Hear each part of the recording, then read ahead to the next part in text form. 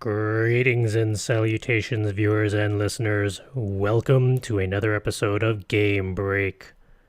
I am Charles, coming to you today with another episode of World End Economica.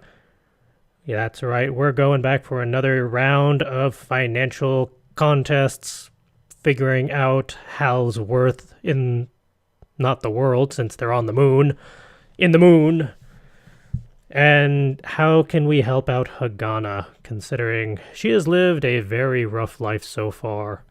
And there's gotta be a way that we can help her find her worth, or better understand her worth in the world, or in the moon, since they're not on Earth. So how about we dive right in and see where we go from here?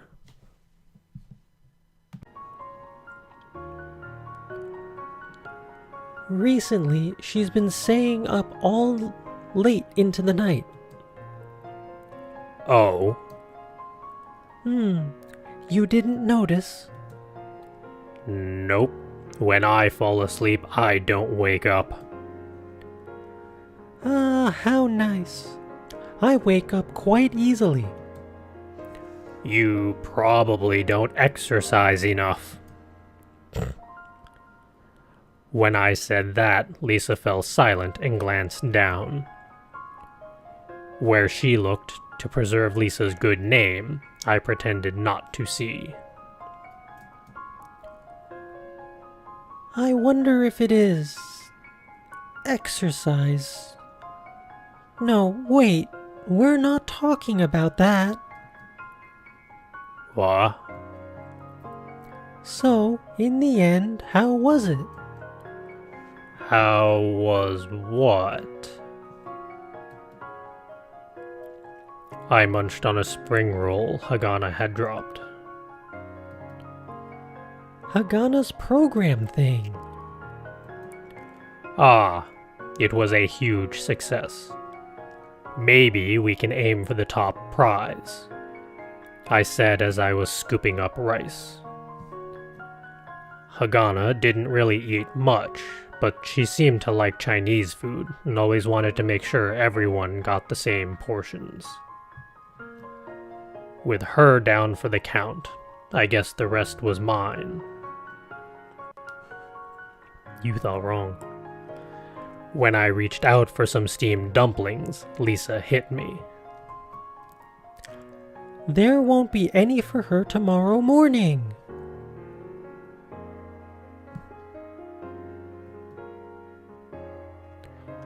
Don't make that face.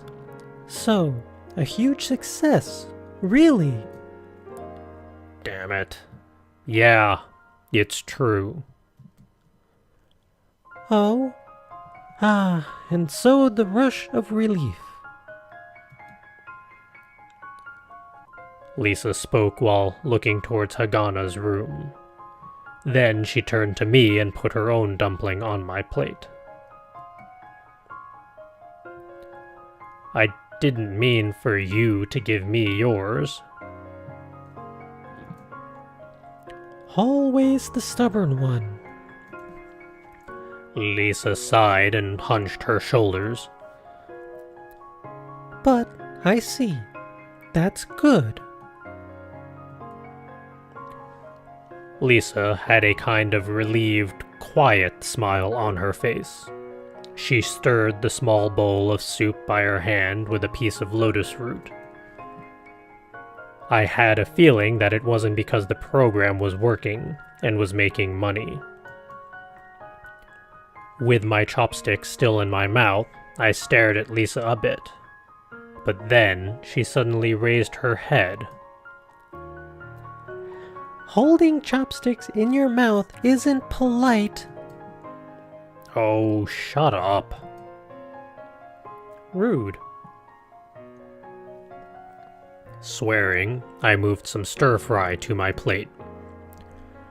While I was stirring up that well-seasoned dish, I knew Lisa was looking at me and smiling. But I wanted to pretend like I didn't see, and Lisa kept looking at me until I put my plate down on the table. Setting my plate down, I tried my very best to glare at Lisa. What?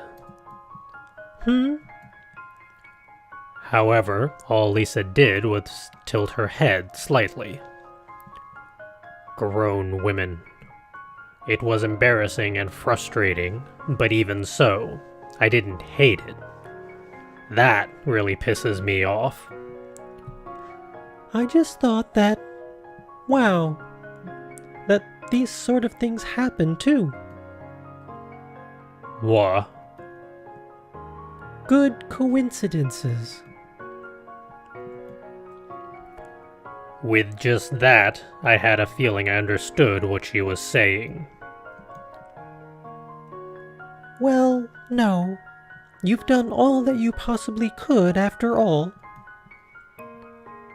Being told that straight to my face, it felt like I was being made fun of.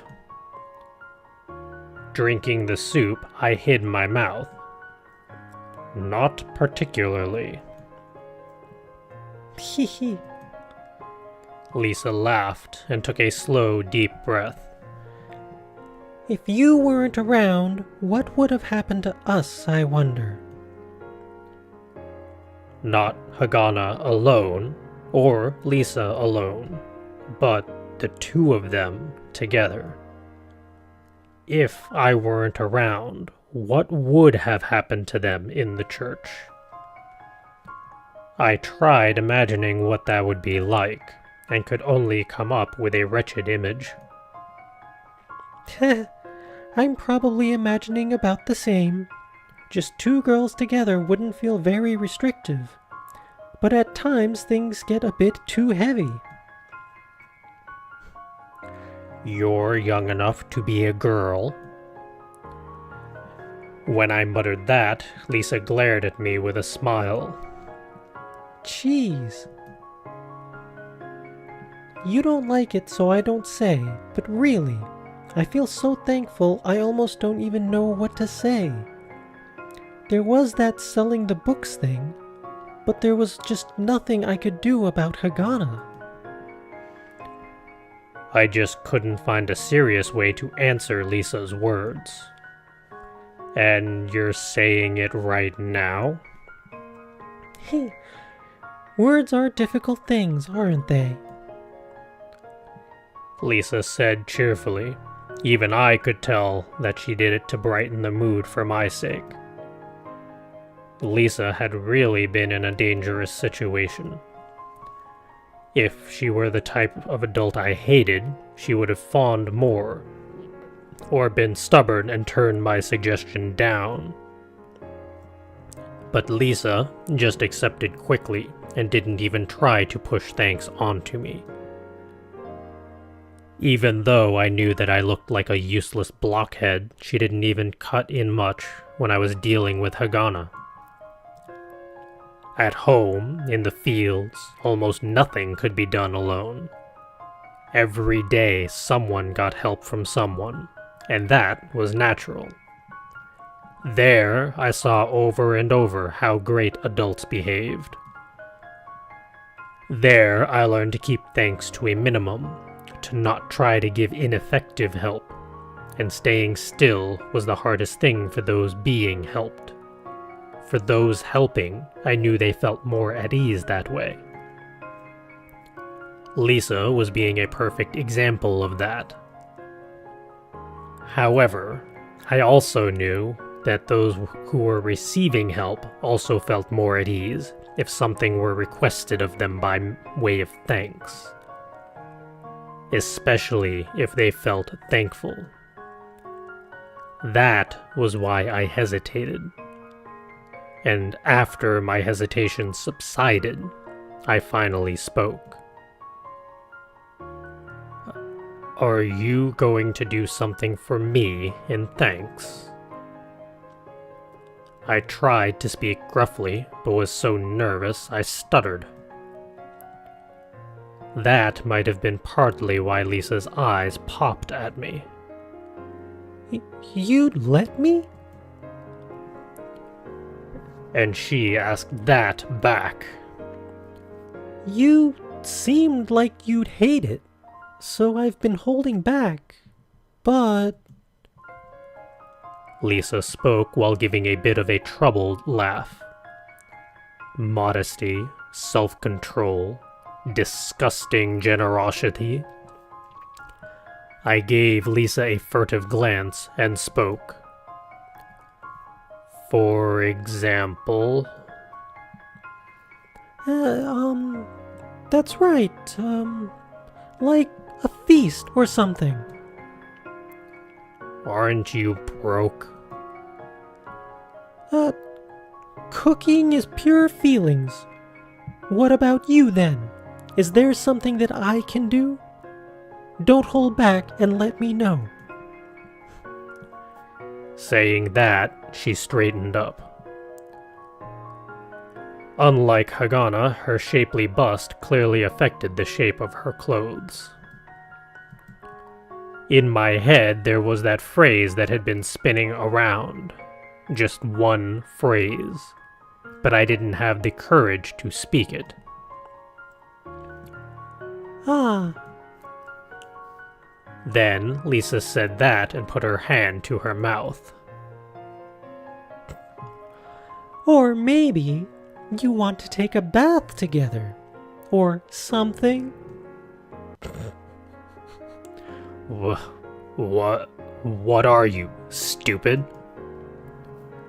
I knew that my face was bright red, but it wasn't like I didn't have ulterior motives. So I objected as strongly as I could. Lisa was simply laughing loudly, and when she rested her cheek on her hand, elbow on the table, she spoke somewhat happily. In 5 years, when you become a good man, I'll think about it. You'd be an old lady then. Smiling while angry. That was one of Lisa's skills. But, even so, Lisa ultimately just burst out laughing. So, what do you really want? Just come out and say it. From across the table, I realized just how unbelievably childish I was. La. Oh.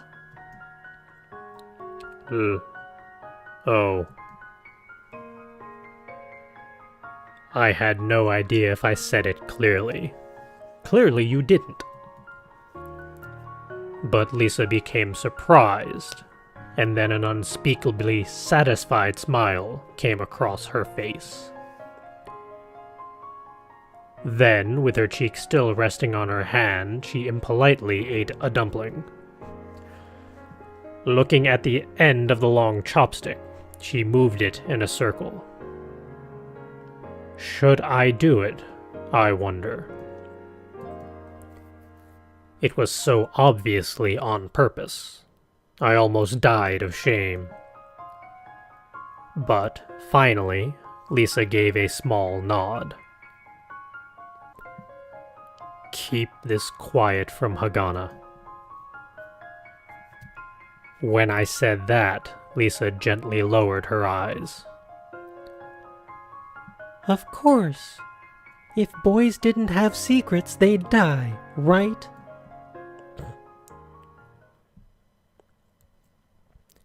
In the end, she even cleaned my ears with an ear pick. What? If she'd said she'd do it one more time for 50,000 mools, I was scared that I might pay. The next day resulted in a huge advance. When making a ton of trades, even Hagana's program missed at times. But when that happened, I compensated with gut feel. Hagana complained that it was indefinite and couldn't be relied on.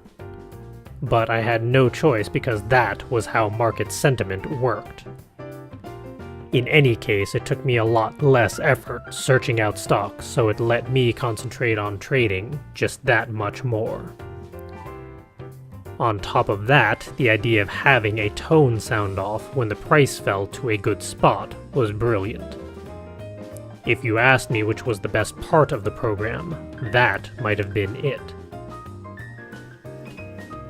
Every stock we'd get 0.5% to 1% gains, occasionally 1.5%, and it just piled on furiously. 15 million mules quickly grew to over 25 million. Hagana's ability to watch the trading screen grew longer, and I started being able to have a bit more mental bandwidth during trading. We started talking while I traded, about how to improve the program. Heck, Hagana's dedication was amazing. Other than when she ate and slept, it seemed like she was only thinking about this. Occasionally, Chris would come by with a question while she was delivering, and somehow she'd get asked a question herself. Of course, Chris was stunned. Maybe she was a serious student, or just meek, but she'd wind up listening quietly to totally unrelated statistics or some other formula with me. And also, if Hagana thought of something, apparently she'd have nothing else but that on her mind. I'd seen her jump out of the bath and run to her room a number of times. Oh my. Of course, she was totally naked. She didn't even carry a towel. The first time I had been messing with my laptop at the table, and Lisa had been studying on the sofa. We were so surprised we just sat there, stunned, looking at Hagana. Just after Hagana flew into her room, Lisa finally came to herself and flew after her. I watched Lisa go, and slowly returned my eyes back to the computer, like a robot that had run out of oil. Hagana's smooth body was burned into my retina. Oh my. Streamlined skin that was seemingly soft, and yet shone like porcelain. Well, just out of the bath, so still moist. It seemed so much like the dolphins I saw at the aquarium. I was moved. That's a bit weird. When Lisa brought Hagana back wrapped up in a sheet, I definitely couldn't look over. After shoving Hagana back into the bathroom and shutting the door with a great sigh, Lisa shook her head mournfully. After the second time, Lisa just calmly went to return Hagana to the bath like a household chore. By the fourth, apparently Hagana learned to take her terminal into the bath with her. Or maybe Lisa just gave in and allowed her to take it into the bath. Apparently she had thought that holding it with wet hands might get her electrocuted. In that way, the program was improved, and I also learned how the program worked. I managed to find a knack for it, learning the places where I could trust it and the places where I couldn't. Many times I thought that it felt like gears coming together. In the imaginary space of the investing contest, it was like we were playing a game of chance where we knew most of the odds. In that situation, you could say it was only a matter of time before my greed came out. Well, at the beginning, I hadn't thought it would be able to use Hagana this way. Even though it was just a fake market for us to be profiting this consistently, there wasn't a reason not to. Essentially, applying it not just to the fake market, but real trading. I mean, theoretically. When I brought up the subject in the space between breakfast and trading, Hagana was so surprised she apparently didn't even imagine it. The thing I made? Yeah, the program you made. Hagana just stared at me blankly, looked at the program that was in the middle of calculating parameters, and then looked once more at me. But this was made for the contest. It can't be totally useless. Hagana just looked at me repeatedly. She looked at me like I was talking in birdsong, and she had no idea what I was saying all this time. But the real market. We can't try it? You've been using the past data from the contest for testing, right? That's true. Then do that with real data. If it works out, then we'll do it. Is that all right? To me, it was an awfully obvious conclusion. Or maybe there were technical reasons why we couldn't. Is something like that impossible? No, it's not impossible. Then please try. But Hagana's reaction was muted. Looking away, she seemed to be hesitating. What's wrong? So, when I asked her, she looked up at me in surprise. Then she looked away again. Oh, are you thinking about the sharing of profits? Hagana seemed to sometimes be greedy, and sometimes not. But she was probably concerned about that when it came to real trading. I asked her, thinking it was that, but surprisingly, Hagana's brows furrowed out of simple uneasiness. It's not that. Then what is it? Things are going this well, so it doesn't mean anything if we don't try it for real. Gazing at Hagana as she looked downwards, it just started to feel like I was picking on her. But I just had no idea why she was hesitating. I didn't have anything else to say, and I also couldn't just say, then let me borrow the program. Just when I was wondering what was going on, Hagana spoke, still looking down. The real market. Yeah. She looked up slowly. It involves money, right? A worried face. Well, of course. Then I don't think it would go well. Saying that, Hagana lowered her raised face again. Her eyes turned back to the terminal, and her thin fingers slowly touched the screen, changing prices in the program. I looked at her and wondered if I had turned stupid.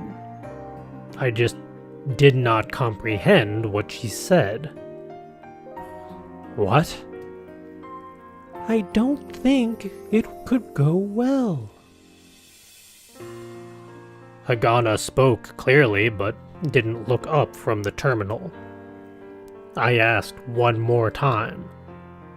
Why do you think that? Hell, can't you just try with the data? The program's built for that, right? Hagana's hands were still inputting into the terminal as I spoke, but when I stopped, her hands did too. Then she made to look at me, but stopped part way. And then her hand started messing with the terminal again.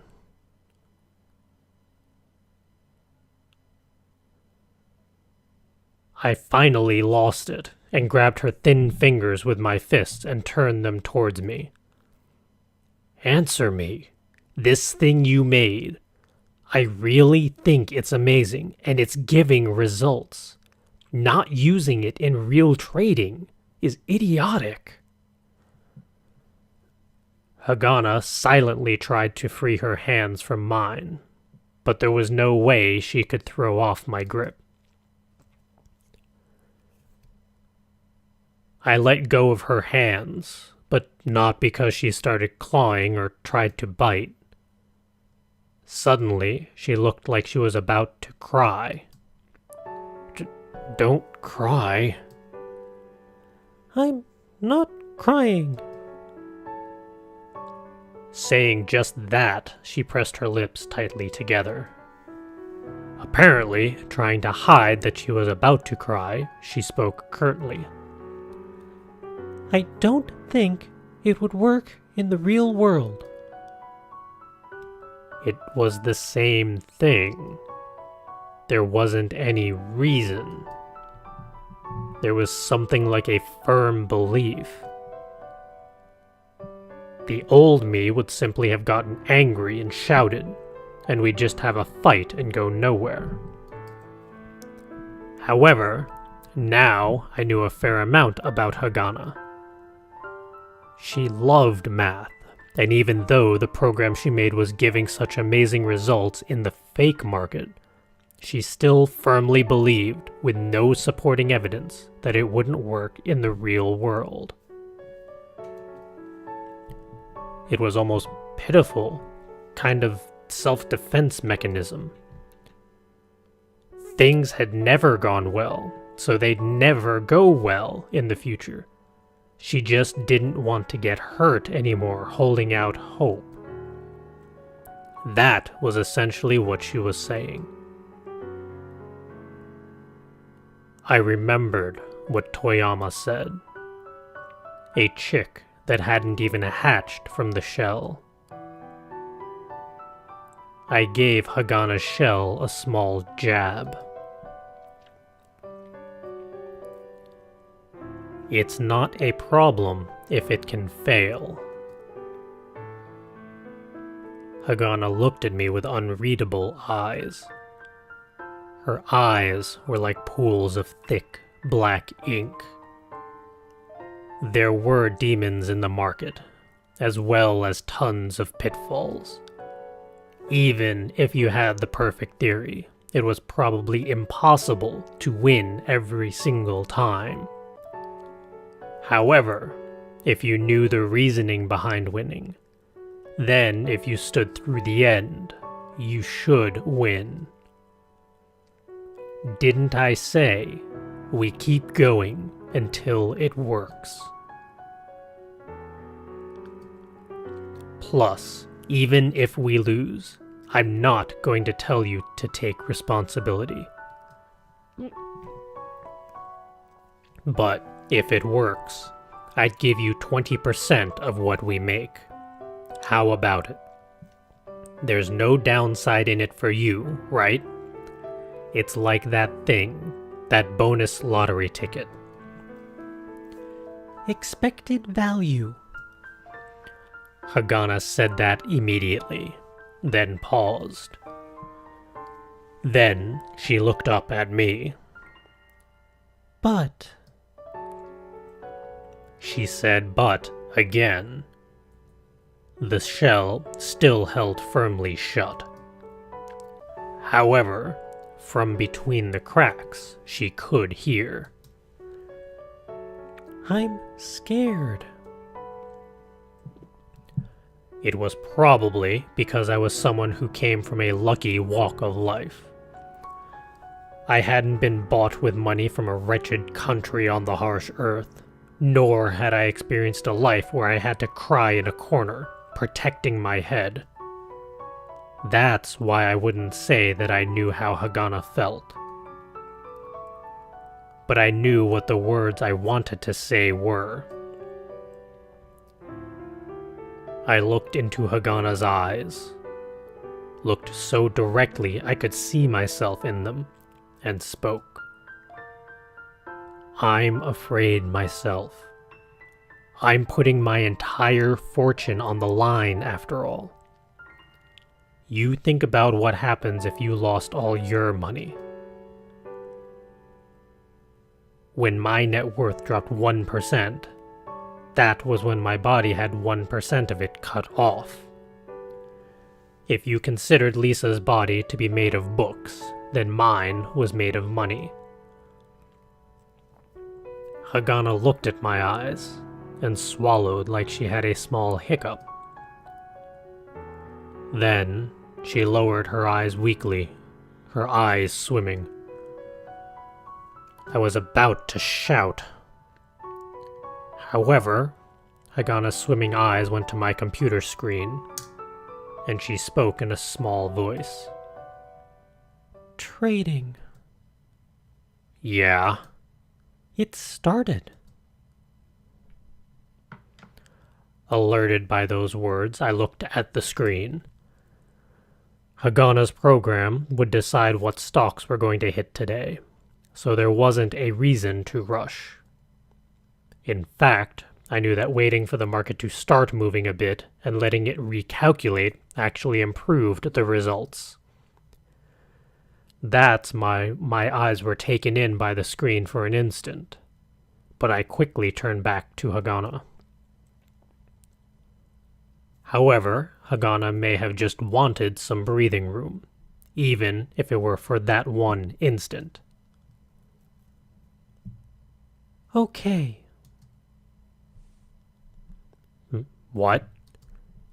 She said that before I could even turn my eyes back, and I was a bit confused. But Hagana didn't speak again and turned her face back to her own terminal.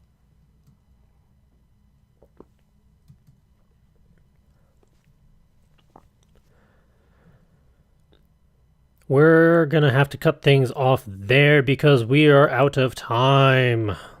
But thank you all for joining me for yet another episode. It's been interesting so far. We're getting closer to the end of the contest. It seems like Hagana's program is working the way they need it to. Now it's just a matter of will it be enough, or is it too little too late? There hasn't been much talk as to how the other contestants have been faring. How are they ranking so far? How far do they have to go? We'll see. But I feel like we're getting close. We're coming to a head one way or the other. I do like that Hagana and Hal are finally figuring things out in regards to friendship. Hal is still a bit of an ass. I don't think that's going to change entirely. But it's nice to see how far he's come, and it's nice to see that Hagana is trying little by little. So we'll have to find out next time how this goes down. Who is going to win, and how much. And if they use that program for real trading, just how far will they go? Don't know. But we'll find out next time. In the meantime, go be creative, go have some fun, go play some games, go enjoy some stories, some characters, some music. There's plenty out there.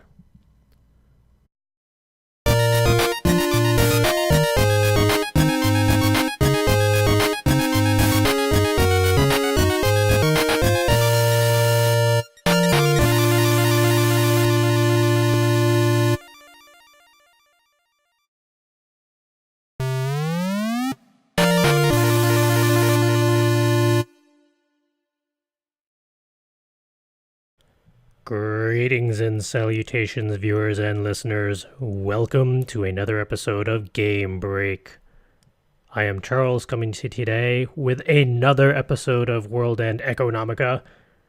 Yeah, that's right. We're going back for another round of financial contests, figuring out Hal's worth in not the world, since they're on the moon, in the moon.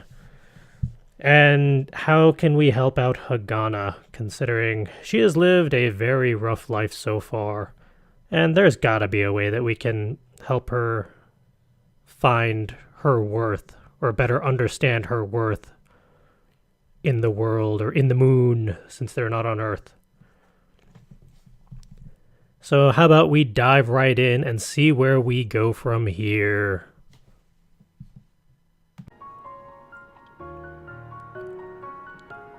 Recently, she's been staying up all late into the night. Oh, You didn't notice? nope. When I fall asleep, I don't wake up. Ah, how nice. I wake up quite easily. You probably...